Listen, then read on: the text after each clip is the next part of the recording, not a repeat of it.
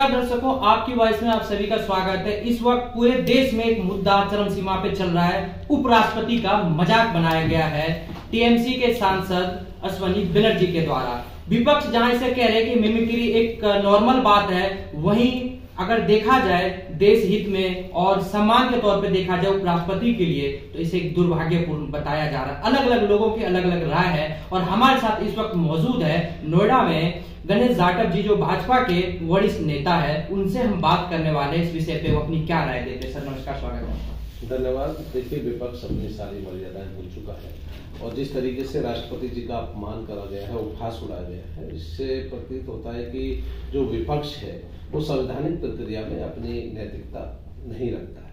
जहाँ तक उपराष्ट्रपति जी के अपमान की बात है, ये उपराष्ट्रपति जी का अपमान व्यक्तिगत नहीं है, निजी नहीं है। देखिए, उपराष्ट्रपति जो है हमारे देश के दूसरे प्रथम नागरिक के तौर पे आते हैं और उपराष्ट्रपति हमारे जो उच्च सदन होता है उसके भी सभापति होते हैं। न्यायिक प्रक्रिया में देश के उनकी बहुत बड़ी भूमिका होती है। देश की जो सर्वोच्च पंचायत है उस पंचायत के वो प्रतिनिधित्व करते हैं। तो उनका उपहास उड़ाना का मतलब है देश की जनता का अपमान होना।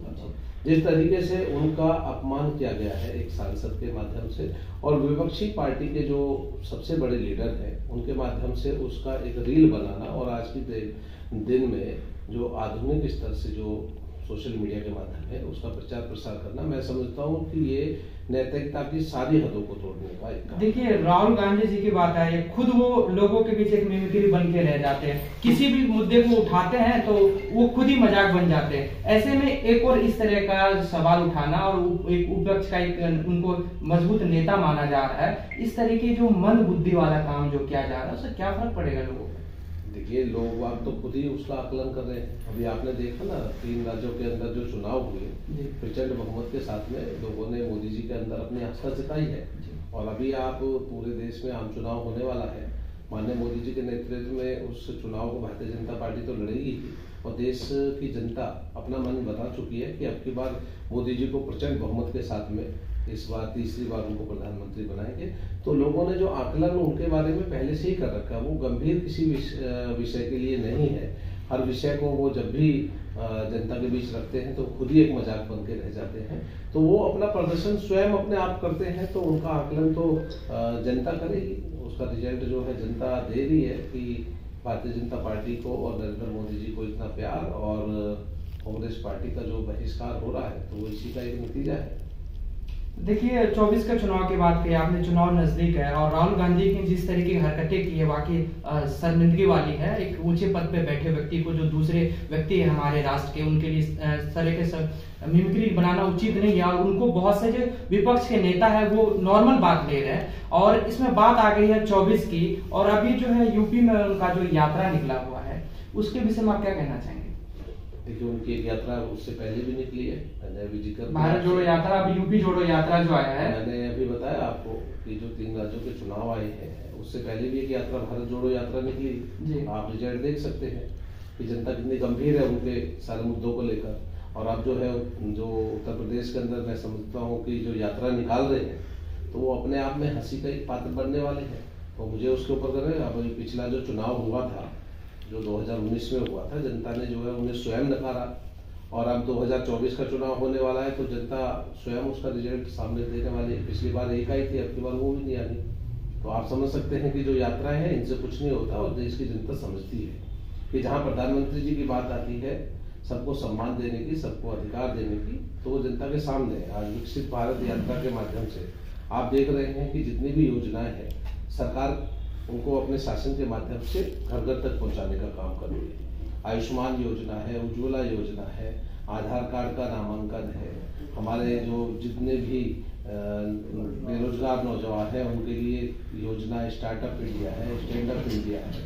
और ये सारी योजनाएं जो है जन कल्याणकारी नीति है, शौचालय का विषय है, नारी बंधन अधिनियम है, प्रधानमंत्री आवास योजना है। पूरे देश के अंदर सड़कों का एक बिछाया हुआ बहुत बड़ा जाल है जिसके माध्यम से आज जो है समय अपने आप में घट रहा है। बिल्कुल, कहते हैं विकास बोलता है। देखिए, एक छोटी सी बात आपसे जानना चाहूंगा, अभी जो चुनाव हुए हैं 3 राज्यों में, जो अचानक से मुख्यमंत्री बदलाव हुए हैं, क्या लगता है 24 में प्रधानमंत्री जी के लिए भी कुछ इस तरह की चीजें होंगी? प्रधानमंत्री जी के लिए कोई नहीं, अब तो जनता उन्हें जो उन्होंने काम किए हैं पिछले 10 वर्ष में उसका आशीर्वाद देने का मौका आ गया। कहने का मतलब मोदी जी फिर से होंगे निश्चित रूप से, अब की बार 400 पार। अब की बात 400 पार। अच्छा, ये देखिए वापस मैं यहाँ जगदीप धनखड़ जी के पास आना चाहूंगा, जिस मुद्दे पे हम बात कर रहे थे। देखिए राष्ट्र का मुद्दा है और एक सामान्य नागरिक की बात है, तो भारतीय जनता पार्टी ने इसके लिए क्या कदम उठाया? देखिए भारतीय जनता पार्टी ने उसके लिए, उनके सम्मान के लिए पूरे देश के अंदर आज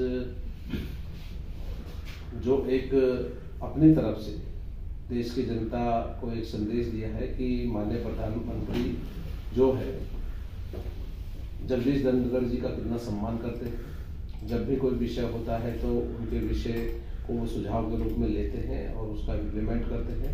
आज जगदीश धनखड़ जी के साथ में जो अपमान हुआ है वो एक उपराष्ट्रपति का अपमान नहीं है, वो देश का अपमान है। और हमारी पार्टी इसके लिए प्रति बड़ी गंभीर है। हमारी पार्टी संस्कार के लिए जानी जाती है। सनातन परंपरा को आप समझते हैं कि जो भी व्यक्ति हाथ जोड़ता है तो अपने आप को और बड़ा कर लेता है। उसकी पार्टी आज पूरे देश के अंदर जो भारतीय जनता पार्टी ने जगदीश धनखड़ जी के लिए नहीं, एक समाज के लिए जो भी ये आपत्तिजनक कृत हुआ है उसके लिए आज हम ही लोगों ने राष्ट्रपति जी के नाम एक ज्ञापन सौंपा है कि विपक्ष के ऐसे नेताओं को दंडित किया जाए, माफी उनको सार्वजनिक रूप से माफी मांगनी चाहिए, ताकि देश की जनता और सर्वोच्च जो हमारी पंचायत है और जो हमारे सांसदगण हैं उनके प्रति जनता की आस्था रहे, राष्ट्रपति जैसे उपराष्ट्रपति जैसे पदों की गरिमा रहे, प्रधानमंत्री जी के प्रति जो शब्दों का चयन है विपक्षी पार्टियों के द्वारा जो किया जा रहा है उनकी एक मर्यादा होनी चाहिए।